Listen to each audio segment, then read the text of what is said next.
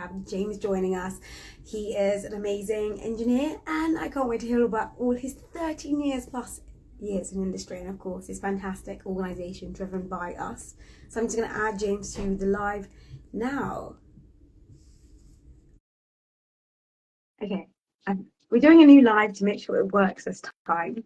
So hopefully that's all good, and James, you can join my live and you see my request.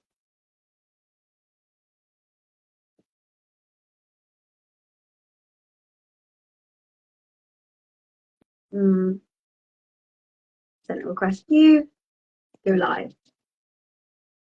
There we go. Okay. I wish to be able to go live now. Holy gosh, what is happening on Instagram today? James, have you seen that I've accepted your request and I sent you a request?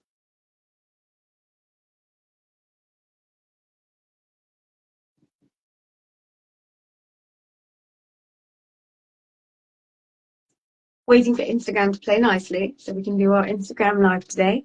But thank you all for joining. Stay on the line. Hopefully we can get this working pretty quickly.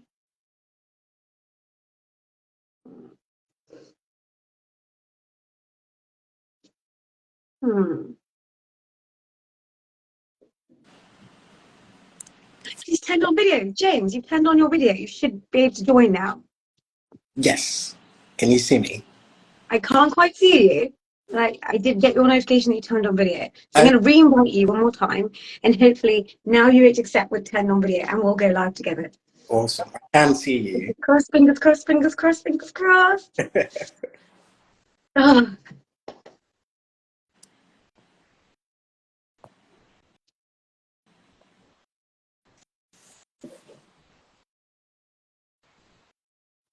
You seen it?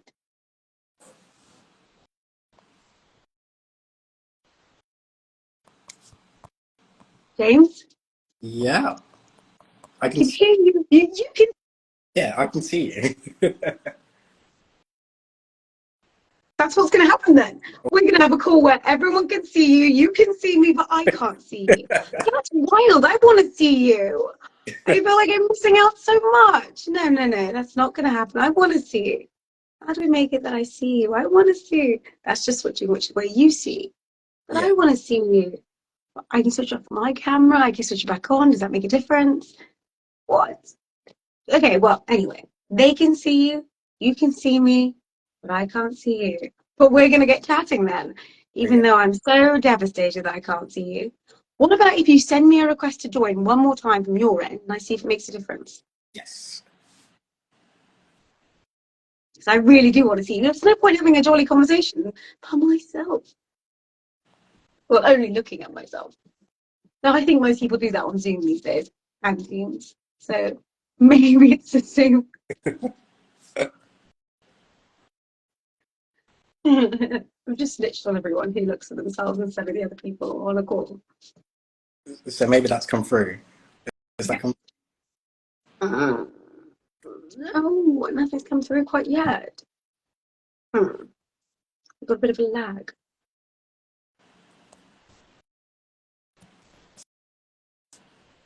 Charlotte, can you still see James? Yes, I can still see you. I can hear you as well.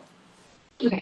Well, maybe we will just get stuck into our chat and I'll just treat it like a typical Zoom. Like basically we all look at ourselves anyway. But welcome to Wednesday Wisdoms. It's so great to have you on here. I've been stalking you on LinkedIn for a while now, and you do some incredible things. You've had the most incredible career. And of course, that's led you to some incredible places. I can't wait to hear all about that in your journey, and of course, Driven By Us. So why don't you introduce yourself for everyone so they hear about you in your words? Yeah, so my name is James Dornor. I'm primarily a systems engineer. I'm also a founder of Driven By Us, a non-profit organisation supporting those working in automotive and motorsports industry, as well as the next generation coming up into the industry. We have a club, as well as our organisation that does outreach programs for those in less affluent areas up and down the UK, just to give the accessibility and increase the knowledge for motorsport roles and automotive roles within the industry.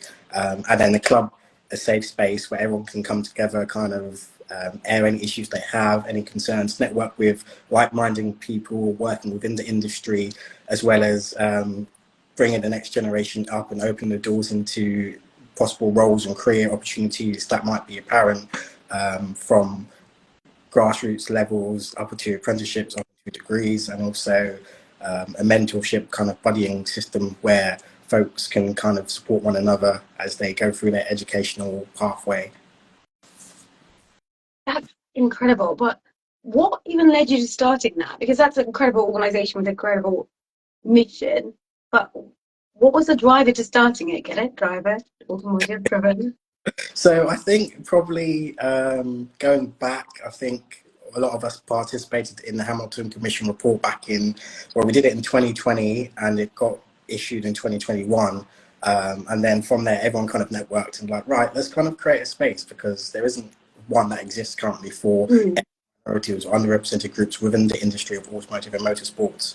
A lot of ethnic diverse people have similar issues and similar problems within they've experienced. So we just kind of wanted to kind of make people feel as if they weren't alone, kind of have the opportunity to network and kind of just share their experiences, good or bad, and then moving forward, ensuring that any kind of issues doesn't happen to anyone else in the future.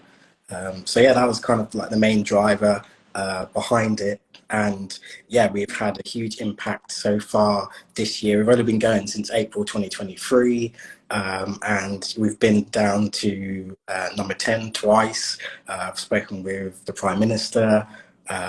We've been up and down the UK. We've done activations in Las Vegas. We've done activations in the UK as well. So it's just kind of been a wild 8 months, but it's been one that's been fully embraced. And yeah, we're really proud of where we are at the moment and a company with engineering and systems and calibration and coding, what I love as well. It's just cool. It's just incredible what you could achieve in such a short duration of time. I mean, I've been following on LinkedIn and I would have thought, this has been something you've been kind of working on much longer because I saw that, number 10, I thought, this is incredible. This was taking decades. I think that's just a testament to your passion and ability to just execute. I guess that's the engineering mindset. So Can you tell us a bit more about your journey to engineering and what drove you to want to work in systems engineering and the automotive world? What drew you to it? Yeah, certainly. So obviously I went through the educational route. I did my GCSEs. I actually failed my English and Maths GCSEs, so I had to redo them again. In college, I did a vocational course, Harrow College, Northwest London.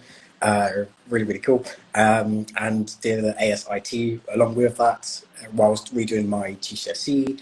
I passed it. A common theme, I didn't quite get the entry requirements to go straight to university, so I did a foundation degree at Coventry, which enabled me to learn the foundation requirements to get into the BEng course.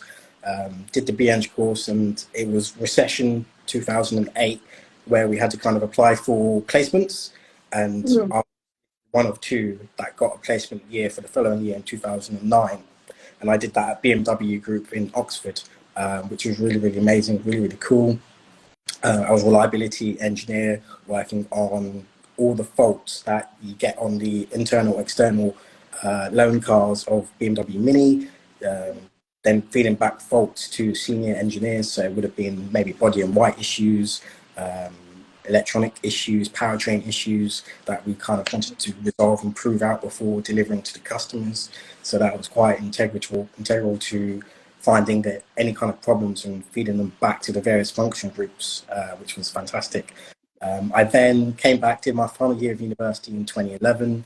While doing my final year of university, I got 2 weeks work experience at McLaren Automotive over Christmas 2010, working for free. So I must have worked really, really hard and impressed them that when I graduated, they offered me a full-time role. So that was initially as a software tester, and then moved on to a vehicle engineer responsible for, that's where it probably started, calibrating, coding, programming. So responsible for updating all the software on the road cars. So the 12C road car had around 12 control boxes, which all kind of independently controlled a specific area of the car. So you had a dual control module, HVAC system, so heating and ventilation, powertrain control unit, gearbox control unit, engine control unit, all specific codes of software which had to be updated depending on which region the car was being sent to.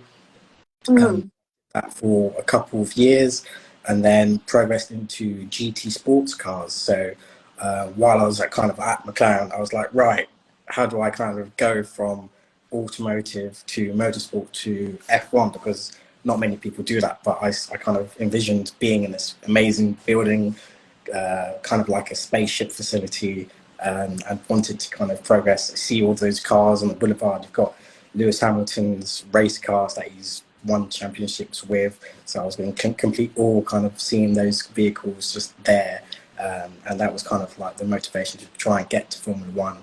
And yeah, after 5 years working in GT sports cars, I was several roles there doing vehicle calibration of the GT sprint car, which is a track only car, comprised of taking a road car and changing it to a track only car, so removing all the emission related items and anything that wasn't really kind of road car dependent to kind of maximize the performance of it. I then supported the GT3 race cars around the world. I was able to kind of travel to Australia, America, Taiwan, New Zealand, all sorts, South Africa, following all of like the GT cars, which I think was quite intense. I did in 2017, I think I did about 23 weekends away out the country. 23 weekends away? Yeah, which was absolutely insane. Last year? Yeah, so you got 52 weeks in a year. So yeah, quite a lot of time away. But it was fantastic. So that's where I kind of learned the core about motorsports on the job. Again, systems, calibrating the performance of the boost control system, the gearbox shifts, identifying any kind of faults for the customers, being that customer liaison between the factory and the customer as they race their cars, being that customer support personnel, which was phenomenal. Really, really enjoyed it. And while I was there, I was kind of like, right, let's try and get to Formula One. I actually had to leave McLaren and then go to Haas. So I got an opportunity to go to Haas F1. I remember doing the application, didn't think anything of it because F1, no one gets to work in F1. So you kind of leave the application. 3 months later, you get a call back. Oh, we want to interview you for the role. Okay, you get the interview, but you still don't believe you're going to get the position. And then 2 months later, down the line, you hear back, say, oh, we'd like to offer you the position. And then from there, everything happens really, really quickly. So 2017, September, end of September into October, I went out to Japan for the Japanese Grand Prix with Haas Formula One team. I was trackside with as systems engineer for Kevin Magnussen. So looking after his Formula One race car from a systems perspective, making sure the gearbox, the fuel system, hydraulics, chassis sensors were all working as they should.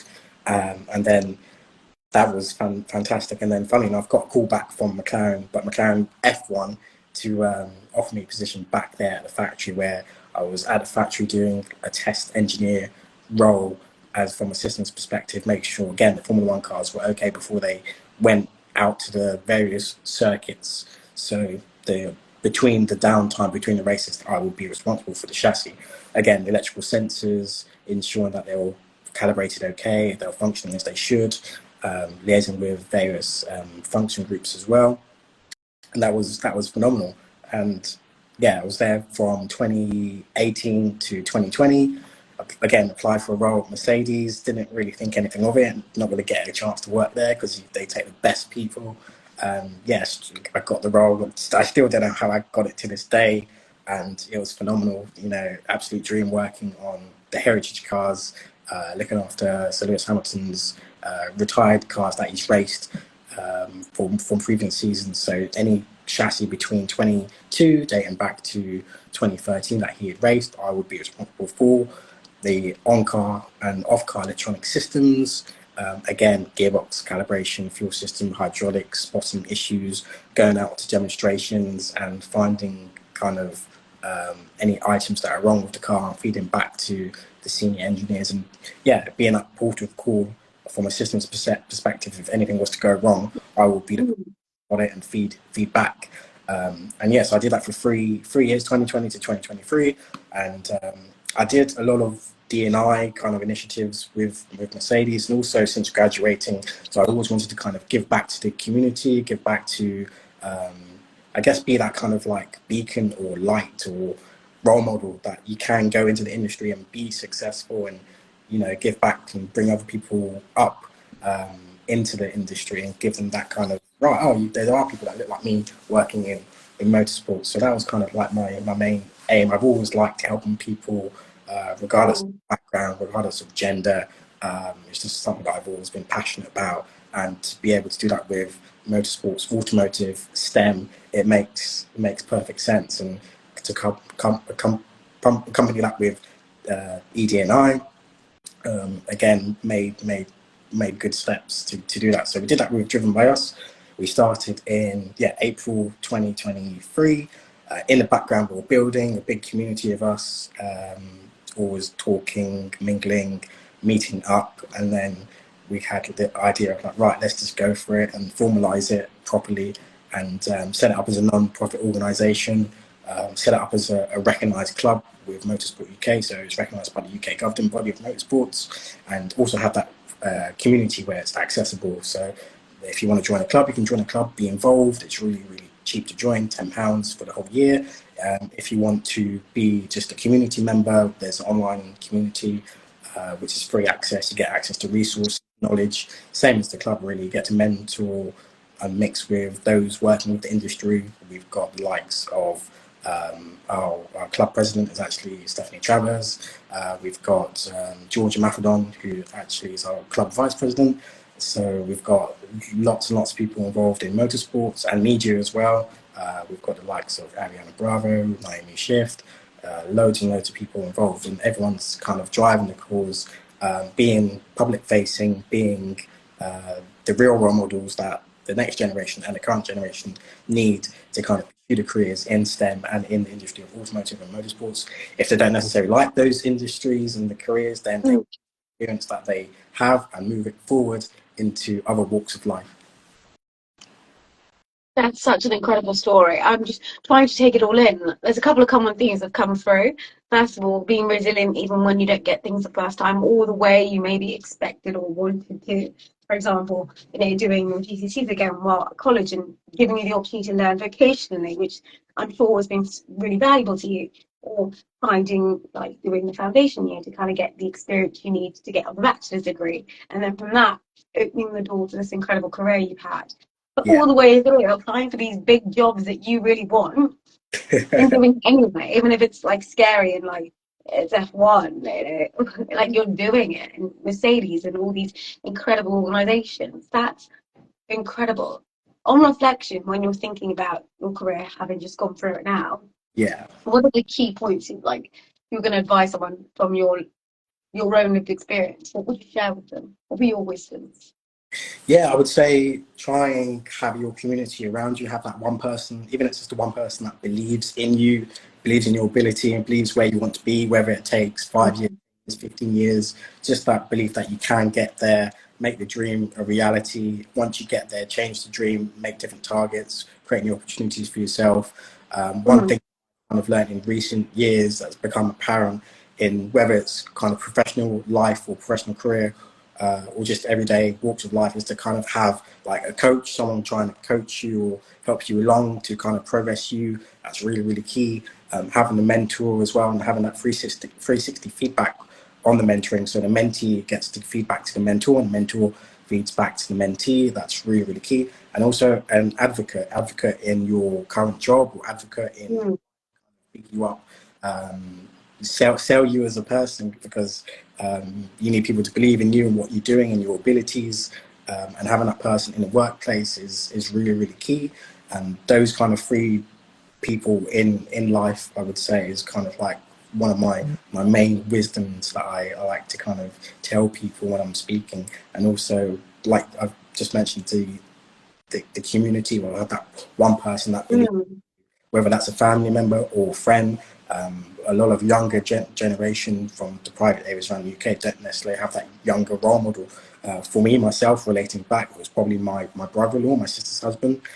He's kind of believed in me, supported me, because my mum always said the typical African thing of you've got to be a doctor, a lawyer, engineer, but didn't really necessarily know how to kind of go into those roles. Yeah.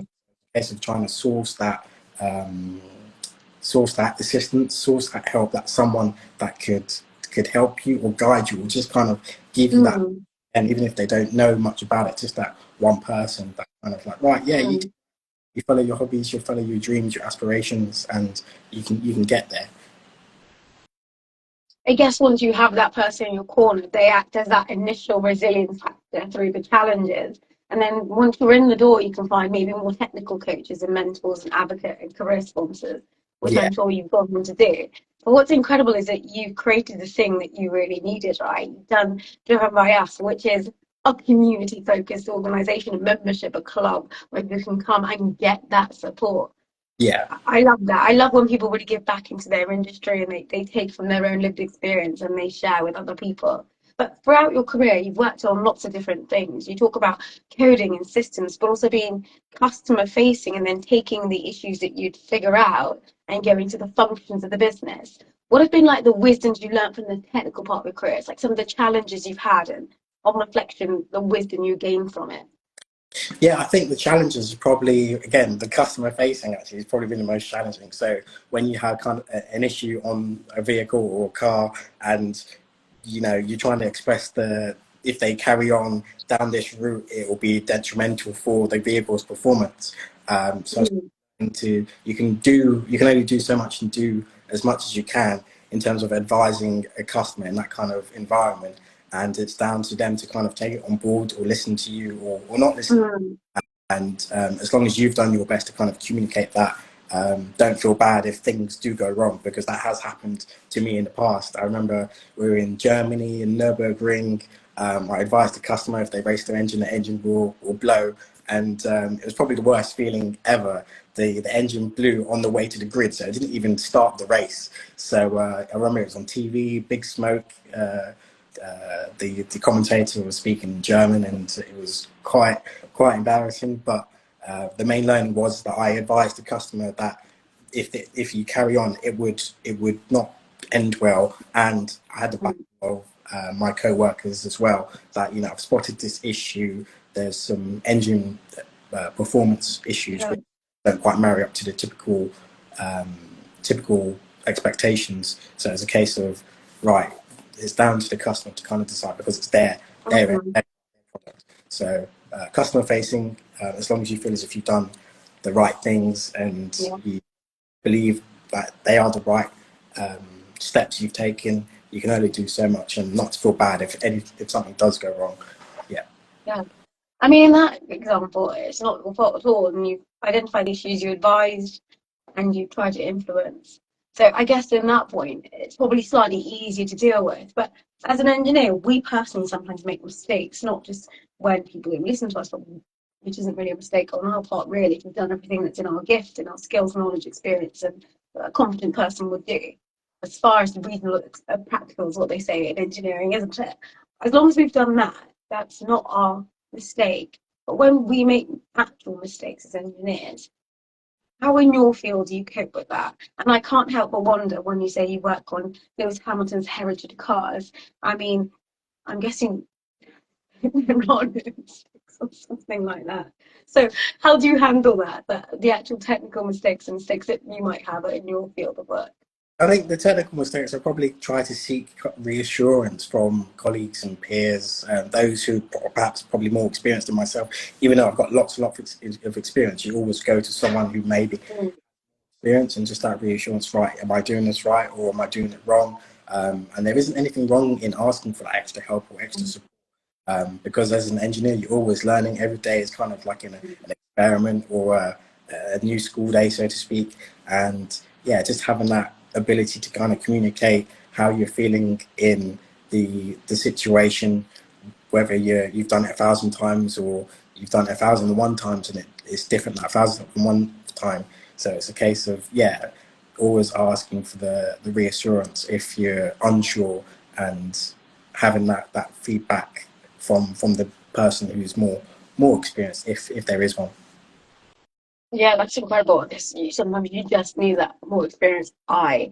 And let's say you have 30 years experience, there's someone with 40 years experience, or someone with 50 years experience, or someone who's done that one niche thing. Well, maybe you're more of a generalist. There's always someone. And that's useful to always remember, I guess. So you, in engineering, we're not really alone. Like, we're working teams a lot. Yeah. And we just have to use the expertise within the team. Yeah. You also mentioned that you got to travel a lot, 26 weekends away. How do you manage that? And is that as glamorous as I think it is? No chance. So, I think when you work as an engineer or mechanic, it's literally you go to the airport, you get on a plane, you go to the racetrack, you set up at the track, then you go back to the hotel, and then you repeat it for 3 or 4 days. I was fortunate when I was traveling with GT, you sometimes get to extend your stay, so maybe 2 or 3 days after the race is completed on a Sunday. You do your report on a Monday, then you can kind of look around the area. I think one of the craziest times I had was probably going to New York. There's a race north of New York. I think it's called Lime Rock, an hour outside of Manhattan. And I had literally 24 hours, and I tried to see as much as I can and cram it all in before having to get the flight back, which was crazy. But typically you don't. Usually it's hotel, airport, racetrack, and then you fly back. And yeah, rarely you get to kind of extend your stay. Only if there's like a break between races, you kind of get to do so. So yeah, it depends where in the business you kind of fall under. Your kind of marketing and management, you might have more free time to kind of navigate the travel, but kind of on the car affecting the performance, you have to be there from start to finish, and be there earlier, and then pack up and be there when you finish the pack up on a Sunday night, which might be 11 o'clock, which the TV doesn't really cover what goes on. And yeah, sometimes it's rain and it's terrible and you don't want to do it, but everyone's there as a team, supporting each other and getting through the activities. So even on a wet night where you're packing up after a big race, maybe the race hasn't been great, you still love it in those moments? When everything's packed away, yes, but not in the moment when you're doing the packing away, because you just kind of want to get it done and get out of there. Yeah, I get that. Sometimes, I don't know about you, I'm a fair weather engineer. I like to be on site on a sunny day. So there's no judgment there. That's fantastic that you've got to go to so many different countries and done incredible things. So the question is, James, what comes next?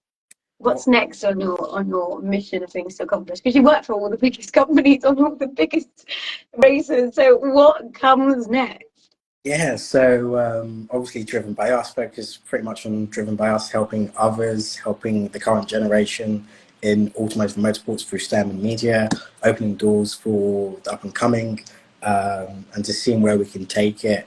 And you know, who knows, you might be able to find, identify some talented drivers, because we do have a driver program. So see where that takes us, and also just kind of support the next generation of engineers and media personnel into the industry of motorsport. Because when people think of motorsport, they just think of F1, but there's different levels of motorsport which I've worked on. And then yeah, also trying to do some side activities, side work. So still in engineering, so assistant engineer at Leonardo Aerospace, so working on surveillance on Eurofighter Typhoon.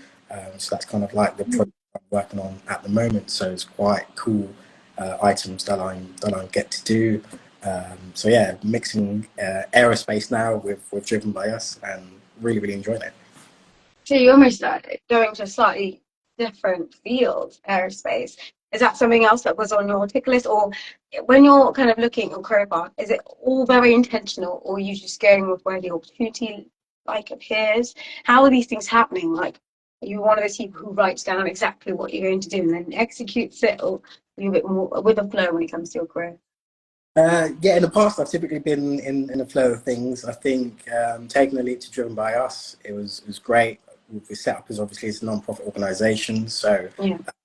had to kind of do some more sustainable things, and the opportunity came to kind of work with Leonardo and work on the Eurofighter Typhoon, which is phenomenal, which I didn't ever think I'd be working on planes, because I'm used to kind of working on F1 cars, but the systems that I worked on in Formula One are kind of the same as the systems on planes, but instead of working with sensors, you're working with frequencies and signals. So the lines look a bit different, but essentially it's the same kind of thing I'm doing, which shows that the skills are transferable not only from automotive to motorsports to aerospace, but across the whole engineering sector. That's incredible. And I guess what would be the advice you'd give to someone who maybe either wanted to, first of all, drive, because you talked about that being a scheme you have by Driven By Us, or wanted to work in the wider industry? What would you say to them? Yeah, I would say definitely kind of network with those in the industry. LinkedIn is a really, really cool resource for reaching out to lots of people. A lot of people have time on there to kind of feedback and reply. Seek mentorship. There's lots of amazing organizations. AFBE specifically do a lot of work in the engineering sector and provide mentorship and kind of open doors from an engineering STEM perspective, which is cool. And yeah, just kind of once you kind of network, have the mentorship, and have someone that can kind of look over your CV, polish it up a bit, and also cover letter writing. A lot of now the current generation haven't done cover letter writings before, so organizations do that, which is fantastic. And yeah, just kind of believe in yourself, believe in your ability. Don't give up on your aspirations. If it takes a long time, you can always change your pathway. You don't have to go down a certain pathway. I think I've shown you can have the failures, you can have the make you feel uncomfortable, but it's what I've learned later in life is probably key to embrace them, not be embarrassed by those failures, and use them to make you stronger and take them into the next kind of activity you want to do within your professional career. That's incredible. And I love that. It's because it's a positive message. It's in your hands. You've got LinkedIn. You could go and start getting that guidance and cracking on to make the career that you want.